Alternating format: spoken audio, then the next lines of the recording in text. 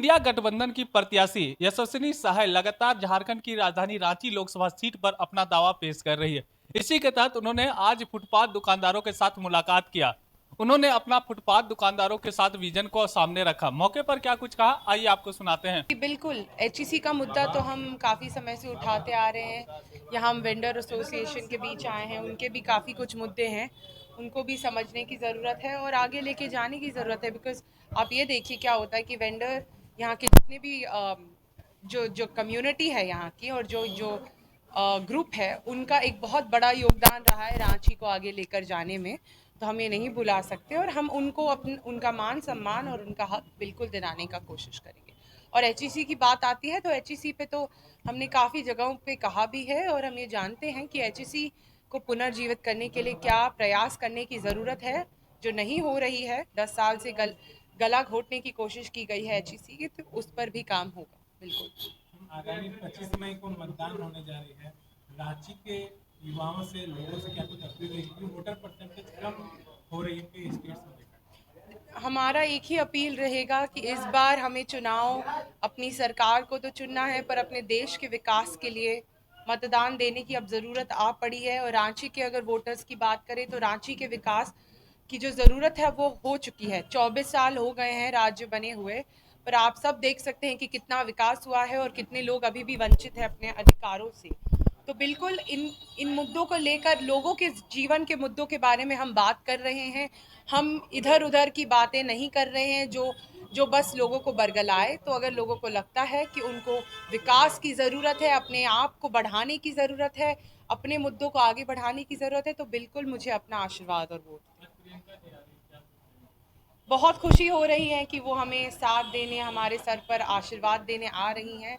बिल्कुल मुझे लगता है कि प्रियंका जी के आशीर्वाद से हमें बहुत ही ज़्यादा आगे बढ़ने का मौका मिलेगा और उनका मार्गदर्शन भी मिलेगा।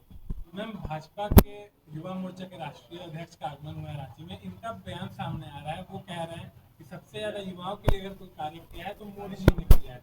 इस बयान को कैसे देखते हैं? देखिए, आपको बताएं तो डेटा है ये कि 46 ईयर्स में इतना बेरोजगारी कभी नहीं हुआ है और शिक्षित बेरोजगारी सबसे ज़्यादा। यहाँ के युवाओं के अगर मुद्दों की बात करें तो सबसे बड़ा मुद्दा ये होता है कि जो युवा पढ़ लिख लेते हैं वो यहाँ से चले जाते हैं। पलायन का बहुत बड़ा मुद्दा है कि आप माइग्रेट कर जाते हो।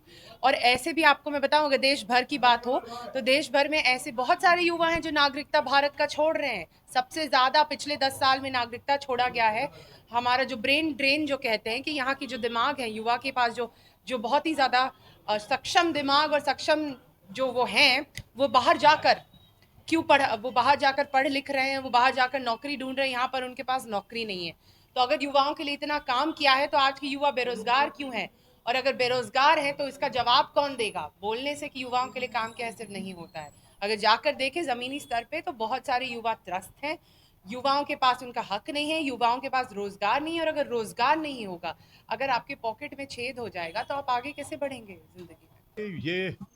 ये कहिए कि पल्स ऑफ द पीपल हैं। तो जो स्ट्रीट वेंडर हैं, जो रोड पे बैठ करके लोगों के लिए जुगाड़ करते हैं, उनके लिए कहीं ना कहीं सुविधा करते हैं और अपने को धूप में तपाते हैं।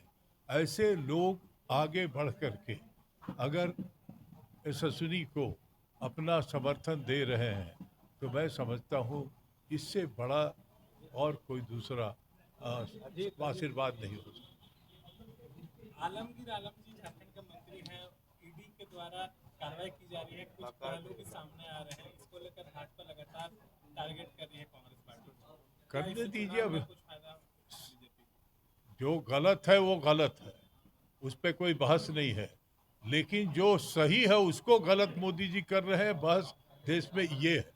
और सारा अधिनायकवाद, सारी शक्ति अपना ले करके और नंगनियों पे नचाना देश को चाहते हैं। चाहे वो संविधान बदले, चाहे वो सीएए लागू करके लोगों के जीवन की शैली बदले, ये लड़ाई का मेन।